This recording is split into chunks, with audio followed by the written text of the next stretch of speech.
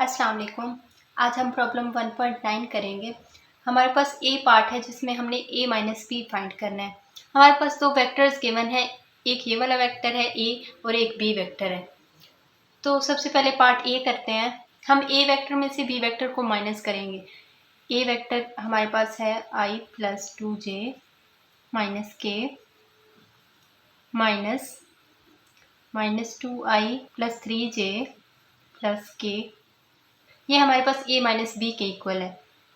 a minus B हमारे पास equal आ जाएगा i प्लस 2j माइनस के plus 2i minus 3j minus के। a माइनस बी इक्वल आ जाएगा 3i minus j minus 2k। Unit vector का साइन लगा देंगे क्योंकि ये हमारे पास वेक्टर है। उसके बाद हमने a माइनस बी का मोड फाइंड करना है। a माइनस बी का मोड फाइंड करने के लिए हम उनके कंपोनेंट्स को पहले स्क्वायर करेंगे और फिर अंडर रूट में लिखेंगे। a माइनस बी की वैल्यू हमारे पास ये आई थी, तो हम लिखेंगे 3 square plus minus 1 square plus minus 2 square under root. तो ये हमारे पास आ जाएगा a माइनस बी इक्वल आ जाएगा 3 3 सा 9 प्लस 1 प्लस 2 2 सा 4। तो a माइनस बी का मोड हमारे पास इक्वल आ जाएगा अंडर रूट 14 की। उसके बाद हमने component of b along a find करना है, तो वो हमारे पास इक्वल होता है b कॉस थीटा के। a और b का डॉट प्रोडक्ट हमारे पास इक्वल होता है a b कॉस थीटा। तो b कॉस थीटा हमारे पास इक्वल आ जाएगा a dot b over a। अब a और b का पहले हम डॉट प्रोडक्ट लेंगे। a वेक्टर हमारे पास है i प्लस 2j माइनस के यूनिट वेक्टर का साइन लगा देंगे। b वेक्टर हमारे पास इक्वल है minus 2i plus 3j plus के। a डॉट b हमारे पास इक्वल आ जाएगा, i का i के साथ डॉट प्रोडक्ट लेंगे तो हमारे पास आएगा माइनस 2 और j का j के साथ लेंगे तो 6 माइनस 1।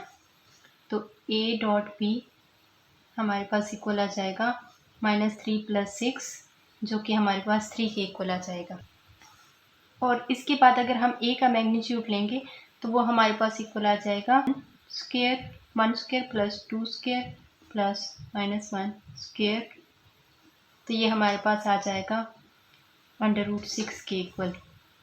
तो b कॉस थीटा इक्वल आ जाएगा 3 ओवर अंडर रूट 6 के। उसके बाद सी पार्ट में हमने a और b के दरमियान एंगल फाइंड करना है। उसके लिए हम पिछला फार्मूला लगाएंगे। a डॉट b हमारे पास इक्वल है ए बी कॉस थीटा के। 3 इक्वल आ जाएगा a magnitude b magnitude cos of theta. अब a का मैग्नीट्यूड तो हमने निकाला था, तो हमारे पास आया था अंडर रूट 6। b का मैग्नीट्यूड हम निकालेंगे तो हमारे पास इक्वल आ जाएगा minus 2 square plus 3 square plus 1 square. हमारे पास इक्वल आ जाएगा अंडर रूट 14 के। तो इस इक्वेशन में अगर हम वैल्यू पुट करें तो हमारे पास 3 इक्वल आ जाएगा under root 6 under root 14 cos of theta. तो कॉस थीटा हमारे पास इक्वल आ जाएगा 3 over under root 6 under root 14।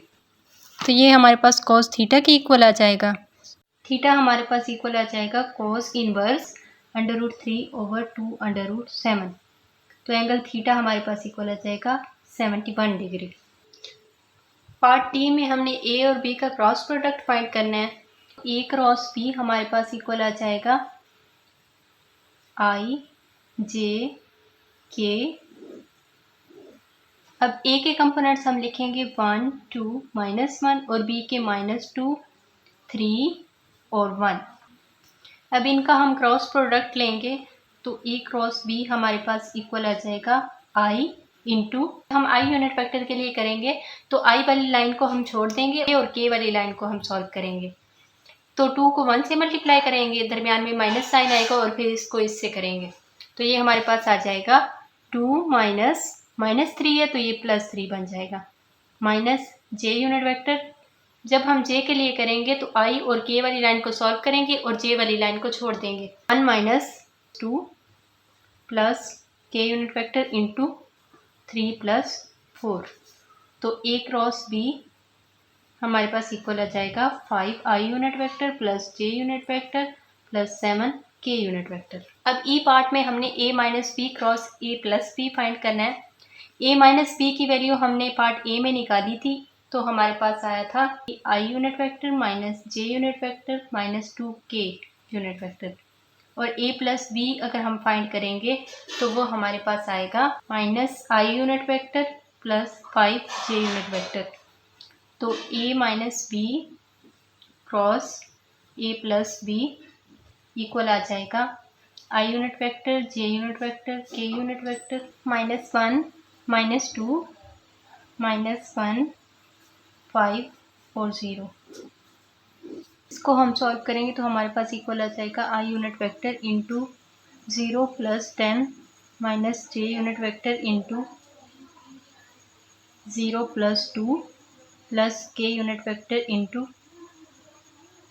15 minus 1 10 i unit vector minus 2 j unit vector plus 14 k unit vector. ये माइनस माइनस प्लस हो जाएगा तो यहाँ पर प्लस आ जाएगा।